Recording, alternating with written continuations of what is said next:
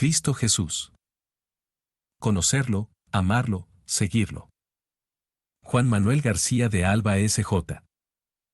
Capítulo 19. Una vida según el Evangelio.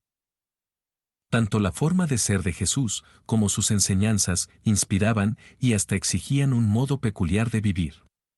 Muy pronto las exigencias del seguimiento se tradujeron en modos concretos de vivir. Seguir a Jesús significó hacer de él y de sus enseñanzas la norma que determinara la vida entera. La manera de ser y de vivir a lo cristiano debía desprenderse de las enseñanzas fundamentales de Jesús y, principalmente, de su forma de ser. Aprender de Jesús se convirtió en la tarea fundamental del cristiano. La expresión que el evangelista pone en boca de Jesús, aprendan de mí, que soy amable, manso y humilde de corazón, aunque no repita palabras textuales pronunciadas por Jesús, expresa el ideal de la vida cristiana. En vida de Jesús, los discípulos, movidos por el deseo de saber cómo y cuándo sería el fin de los tiempos, le preguntaron: Señor, dinos cuándo será todo eso y cuál será la señal de tu venida y del fin del mundo. Pero muy pronto, en la iglesia primitiva, esta pregunta se fue cambiando por otra: Señor, ¿cómo hemos de vivir los cristianos en este mundo? A medida que se fue comprendiendo que el mensaje de Jesús no pedía solo una forma de esperar el futuro, sino también, y quizá principalmente, una forma de vivir el presente, se fue tratando de configurar la vida con el Evangelio. Del mensaje de Jesús no surgió de repente una sociedad nueva, distinta y ajena a las ya existentes. El mensaje de Jesús se fue infiltrando en la vida judía y pagana con todos los errores, deficiencias y limitaciones propias de una y otra. El mensaje se leyó a través de una cultura, y al mismo tiempo, la cultura fue transformándose por el mensaje. La manera cristiana de vivir, inspirada por Jesús y el Evangelio, contrastaba con el modo de vivir de un pagano, o de un hombre que no aceptaba la enseñanza de Jesús, ni había hecho de él la norma de su vida. Para ser verdadero cristiano no se imponía la huida del mundo, por el contrario, se necesitaba mayor presencia en él. Ser discípulo no significaba aborrecer el mundo, sino amarlo de una forma distinta, amarlo para transformarlo, amarlo para los demás. El cristiano debía amar más que un pagano y superar los límites naturales del amor.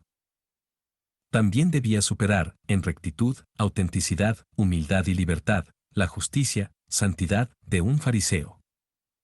Lo determinante.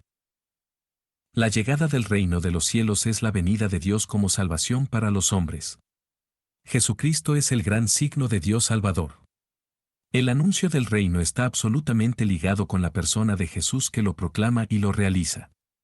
Desde el principio de su ministerio los discípulos comprendieron que convertirse y creer en el Evangelio era lo mismo que hacer de Jesús lo determinante de la propia vida, y el seguimiento era la relación personal con Jesús. La fe, el amor y la confianza en Él eran elementos indispensables para ser cristiano. Y. Un cristianismo sin ninguna relación personal con Jesús sería solamente una ideología, una filosofía muerta y vacía. En la iglesia primitiva el discípulo estaba deseoso de conocer cada vez más a Jesús y de cultivar su relación personal con Él, y para esto acudía a la enseñanza de los apóstoles, participaba en la fracción del pan, se ocupaba de los más necesitados y se esforzaba por llevar a la práctica las enseñanzas de Jesús. Lo específico de la vida cristiana, por encima de cualquier otra característica, fue hacer de Jesús el Señor de la propia vida. La confianza. La expectativa del reino llevaba, en un primer momento, a relativizar las realidades temporales, incluso a despreciarlas como cosas de las que no valía la pena ocuparse. Las realidades temporales y las necesidades humanas llegarían a ser satisfechas por la solicitud de Dios por los suyos. Busquen el reino de Dios y la santidad, justicia, y todo lo demás se les dará por añadidura, lo demás serán los dones que siguen al reino. De ahí que las exigencias de la vida no deben ser causa de preocupación. Dios nos dará lo que necesitamos. Por eso les digo, no se preocupen por la vida, que vamos a comer o que vamos a beber, ni por sus cuerpos, con que nos vamos a vestir. ¿No vale la vida más que el alimento, y el cuerpo más que el vestido? Miren las aves del cielo, no siembran, ni cosechan, ni guardan en graneros, y sin embargo, el Padre Celestial las alimenta. ¿No valen ustedes mucho más que las aves? ¿Quién de ustedes, por mucho que se preocupe, puede añadir una sola hora a su existencia? Y con respecto al vestido, ¿por qué se preocupan? Fíjense en los lirios del campo, cómo crecen, y no se atarean en hilar. Yo les digo que ni Salomón en todo su esplendor se vistió como uno de ellos. Pues si la hierba del campo, que hoy existe y mañana se le echa al horno, Dios la viste así, no hará mucho más por ustedes, hombres de poca fe. No se preocupen, pues, diciendo, ¿qué vamos a comer, o qué vamos a beber, o con qué nos vamos a vestir? Pues todas esas cosas las buscan ansiosamente los paganos, porque bien sabe el Padre Celestial que tienen necesidad de todas esas cosas. Busquen primero el reino de Dios y su justicia. Es decir, la rectitud, la santidad que el reino de Dios pide, y todas esas cosas se les darán por añadidura. Indudablemente que las enseñanzas de este maravilloso párrafo del Evangelio surgen del anuncio del reino. La bondad y el amor de Dios, que es Padre de todos los hombres, y no solo Creador, invitan al seguidor de Jesús a que viva en una actitud de inmensa confianza. Esta doctrina de la confianza, de la no preocupación, se fundamenta en una fe y en una visión del mundo que va más allá del fin inminente, la fe en el modo de ser de Dios. Como Padre lleno de amor y de solicitud por los hombres, se basa también en la idea de que el mundo no está solo, ni es una máquina destructora, ni el hombre está arrojado y desterrado en el mundo. El hombre se preocupa porque se considera solo y abandonado. La angustia es el sentimiento ante la nada, ante el vacío, ante la muerte. El ateo es lógico al pensarse solo y al sentirse angustiado. El pagano es lógico al tratar de asegurarse contra todos los riesgos. Para Jesús, sus seguidores no deben vivir inactivos, pero sí confiados. Porque el mundo no es la única realidad existente, ni el mundo, ni el hombre en el mundo, están de más. La fe en la paternidad de Dios provoca una actitud correspondiente en los hombres, deben vivir como hijos de Dios, y como hermanos entre sí. La preocupación es un estado de ánimo que ahoga el espíritu y que impide la acción de Dios, incluso entorpece la actividad del hombre. Jesús dijo que las preocupaciones de la vida sofocan la palabra de Dios y no le permiten dar fruto. El que de veras cree en Jesús y en su mensaje no debe vivir como un atormentado, debe vivir remitido a Dios y confiado en Él. Si se quiere asegurar ante Dios, irá incluso en contra de su misma fe. Del amor de Dios como Padre se desprende una actitud de confianza. Hay que creer que Dios supera todos los ejemplos de bondad humana, que es mejor que el mejor de los padres que se pudiera imaginar.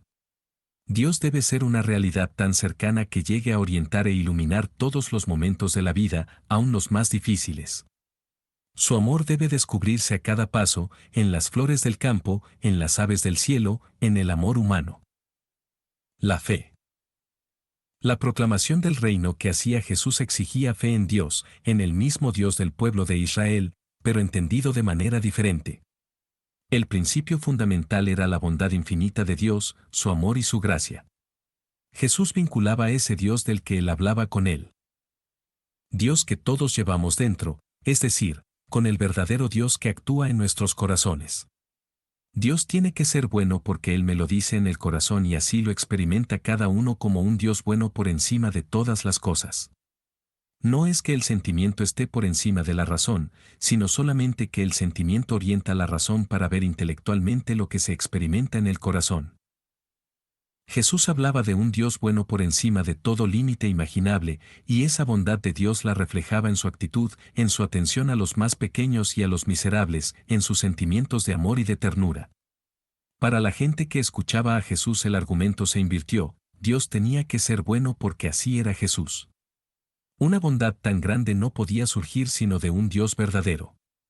Jesús hacía fácil, por así decirlo, la fe en Dios. Jesús, en su bondad, revelaba a Dios bondadoso. La fe en Dios traía necesariamente consigo la fe en el amor. De nada servía creer en un Dios bueno, si esa bondad no tenía que ver con cada uno de los interlocutores de Jesús. A nadie le interesa el amor de Dios si ese amor no recae en cada uno de nosotros, aunque no lo merezcamos. También la actitud de Jesús reflejaba el amor interpersonal de Dios. Todo mundo podía decir, si Jesús me atiende, me escucha y me comprende, ¿cómo no me escuchará, me comprenderá y me atenderá Dios? Los hombres no podríamos captar lo que dice Jesús, que Dios nos ama, si de alguna manera no captáramos el amor de Dios en lo que dice Jesús. La libertad. El anuncio del reino de los cielos llevaba entrañado el anuncio de la libertad. Esta libertad surgía de una actitud interior más que de un cambio exterior. Era la libertad de los hijos de Dios, que, en primer lugar, se manifestaba como libertad ante la ley y ante el pecado. Ante la ley, porque ésta se convertía en un principio de inspiración para la acción y no en un principio de coacción moral. La persona se movería por los valores que la ley manifestaba y no por temor a las consecuencias de la no observancia. Era también libertad ante el pecado, no para actuar de cualquier manera, sino libertad ante el pecado cometido, libertad que brota del perdón que hace del hombre una nueva criatura. Salta a la vista la libertad de Jesús respecto a la religión establecida, al Estado, a los sentimientos nacionalistas, a las costumbres y tradiciones. La libertad de Jesús surgió como fruto y consecuencia natural de sus convicciones. Su fe era la raíz de su libertad. El Dios de Jesús no hubiera parecido tan distinto del Dios de los judíos si Jesús no hubiera actuado con tanta libertad. Para Jesús la libertad era un don irrenunciable, dado en la creación y con la vida, exigencia necesaria del reino y también su fruto. La libertad surgía del corazón. Había que actuar con libertad para llegar a ser libre. Cuando el hombre no se sabe o no se acepta libre, actúa como un esclavo y acaba por serlo. Jesús vivió la libertad y la enseñó a vivir más como una exigencia y una experiencia, que como una conclusión o un postulado. El tema de la libertad no aparece en el discurso de Jesús. La libertad era el medio en que el reino se realizaba, todo mundo podía responder o no responder al mensaje de Jesús y a su llamamiento. Todos los hombres tienen que aprender a ser libres y conquistar su libertad. Por su naturaleza, por sus condicionamientos y por sus limitaciones, los hombres nacemos muy inclinados a la esclavitud. Tenemos que aprender a ser libres. La libertad es un llamamiento de la vida y de Dios en la edad adulta. Nadie puede suplir a otra persona en la conquista de su propia libertad. Es posible que al perder de vista la inminencia del reino se haya perdido también la exigencia de libertad. Poco a poco el Evangelio se convirtió también en ley y obligaciones nuevas, y el sacerdocio antiguo y la institución religiosa se cambió por otra. La vida evangélica perdió algo de su libertad original y se llenó de normas y costumbres.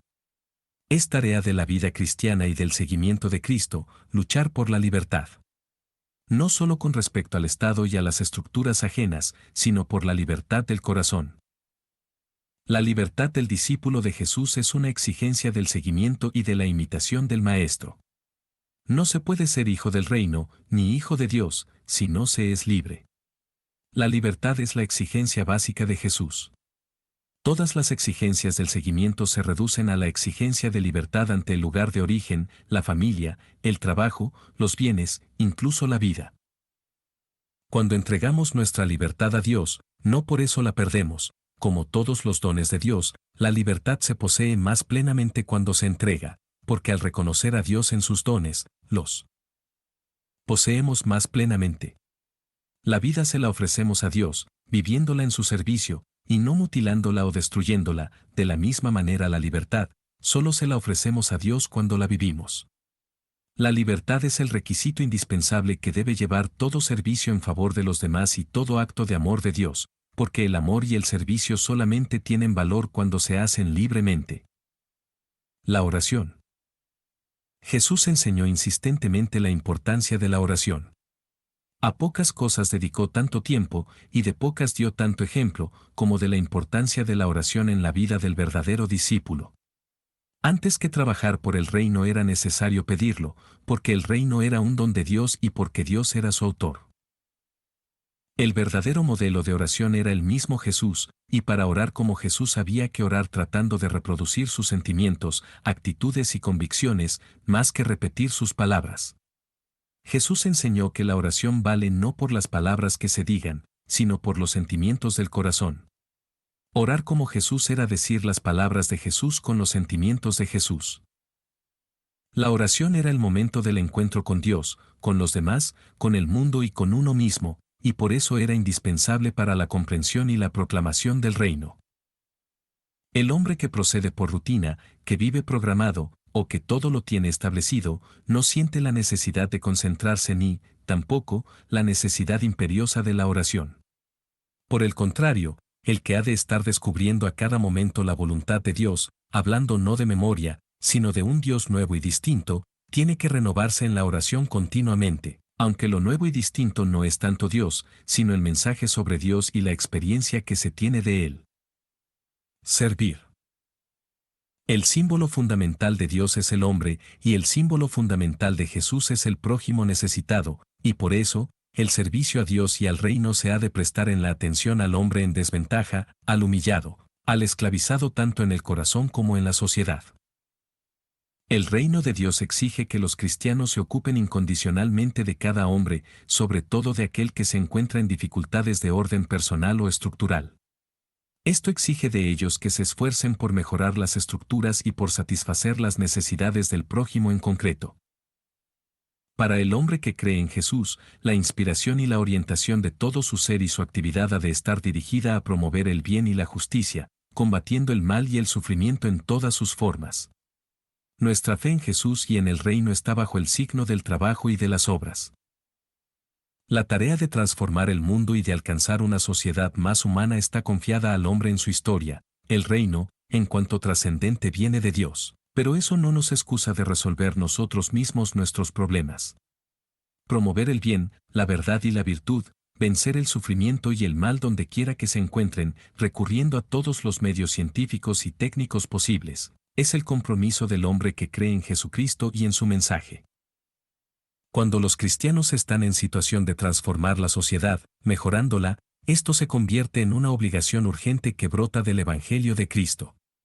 Porque la salvación cristiana, que es salvación del hombre entero, ha de comprender también aspectos ecológicos, sociales y políticos, aunque no deba limitarse a ellos. No debemos perder de vista, aun después de haber puesto cuanto está de nuestra parte, que el reino viene de Dios y no de los hombres. Aunque el mundo ofrece a los hombres todo lo que éstos necesitan para vivir, y para vivir bien, no le ofrece la salvación. El hombre tiene que aprender, en su fe, a esperar el reino de los cielos, no el de la tierra.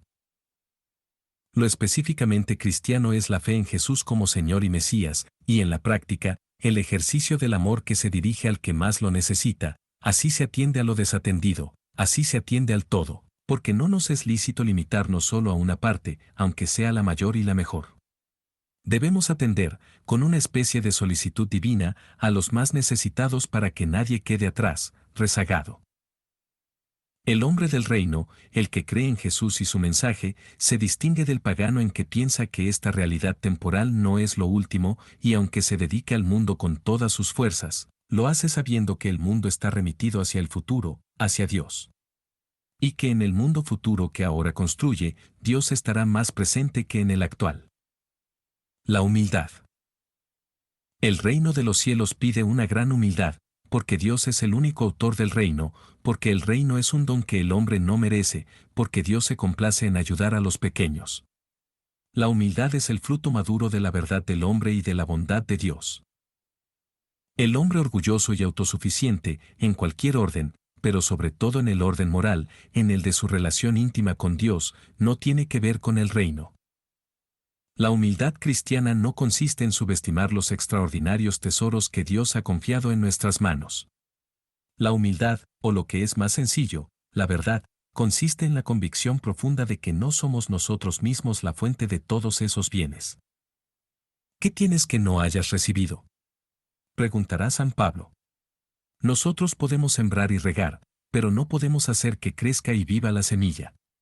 Debemos poner todo nuestro ser y nuestras cualidades al servicio del reino, pero con simplicidad y sin exaltarnos. Cuando hayan hecho todo lo que se les ha mandado, digan, siervos inútiles somos, hemos hecho lo que teníamos que hacer. Jesús enseña que entre un hombre perfectamente moral, que cumple con todo, y un hombre culpable que se reconoce como tal, la justicia, verdad, santidad y proximidad al reino, habita más en este último. La humildad pide un cierto grado de profundización en la naturaleza del reino y en la experiencia de la propia vida. Para ser humilde no hay que quedarse en las apariencias. El amor. El sentimiento que más inculcó Jesús a sus discípulos y con el que se ganó sus corazones fue indudablemente el amor. Para Jesús amar era lo más grande que un hombre podía hacer en la vida. Por amor se podía y se debía dar todo, incluso la vida. Y cuando todo se daba, pero no se daba el amor, no valía nada. El amor era el vínculo fundamental que llevaría a los hombres a la unidad, a la paz, al servicio a los demás. Solo cuando los hombres se aman, se hacen hermanos e hijos de Dios. Y porque se hacen hijos de Dios, hacen que Dios sea su Padre. Actúan de tal manera que merecen que Dios sea su Padre. La alegría. La alegría de Jesús no aparece directamente en el Evangelio. En ninguna parte se nos dice que Jesús se haya reído de alguna situación inesperada. La alegría del mensaje de Jesús no surge de situaciones chuscas o de un carácter jocoso. Surge del alma del mensaje. El Evangelio pondera la alegría de aquel que, habiendo encontrado un tesoro en el campo, va y vende todo lo que tiene para adquirirlo, o la alegría que llena el corazón del hombre que encontró una perla de gran valor, y luego va y vende cuanto tiene para comprarla. La presencia de Jesús y del reino es motivo de gran alegría y no de temor. Si de veras se cree el mensaje de Jesús, surgirá la alegría ante la buena nueva. Todo lo que Jesús dice es motivo de gran alegría, la bondad de Dios, la proximidad del reino, el tiempo de gracia, la liberación del poder del demonio, la paz, el perdón de los pecados. La capacidad de perdonar surge de la alegría del perdón experimentado. El discurso de Jesús se caracteriza por la primera palabra, bienaventurados, felices ustedes, los pobres, los que sufren, los que lloran. El mensaje de Jesús causaba tal alegría que se justificaba la falta de penitencia, porque era el momento de la boda, ya llegaría el tiempo de hacer penitencia. Aún en la muerte estaremos en las manos del Padre, sin cuya voluntad, ni un gorrión cae del tejado. La alegría del Evangelio está muy ligada a otros sentimientos como el entusiasmo que lleva a los discípulos a poner en práctica el mensaje de Jesús y a participar con él en el anuncio gozoso del reino. Comprenderlo. Esta bienaventuranza tiene un valor declarativo y quizá también polémico, felices ustedes que me aceptan y me siguen, en contraposición a todos aquellos que no me aceptan ni me siguen. La dicha surge no tanto por ver a Jesús, sino por verlo comprendiéndolo, aceptándolo y siguiéndolo. Jesús es para sus discípulos verdadero motivo de alegría y deberá serlo siempre para todos los cristianos. La persona de Jesús está absolutamente ligada a la salvación de todos los hombres y de cada uno en particular, y por eso es motivo de gran alegría. Aún en la vida eterna, la gloria de Dios se manifestará en la persona de Jesús, y los hombres seremos felices al entrar en comunicación con Dios a través de Jesús, que es la visualización de Dios y su palabra glorificadora. Lo visible del Padre es el Hijo, y lo invisible del Hijo es el Padre, decía San Ireneo. En Jesús Dios se ha hecho visible y beatificante, y su misión glorificadora está vinculada con su misión reveladora. Todo está directamente vinculado con el Jesús que esperamos, con el Jesús en quien creemos, con la trascendencia de Dios y su comunicación a través de Jesús. También para San Pablo la esperanza de la vida futura era motivo de gran alegría porque esperaba estar con Cristo. Jesús les dice a sus discípulos, felices ustedes porque están presentes en este tiempo de la dicha esperada por el pueblo de la antigua alianza. La dicha no se presenta como la liberación de las calamidades actuales, sino, dichosos ustedes porque ven y entienden que el reino ha llegado a través de mi quehacer mesiánico. No se trata de percibir en Jesús otra cosa que a Jesús, sino solamente verlo a Él y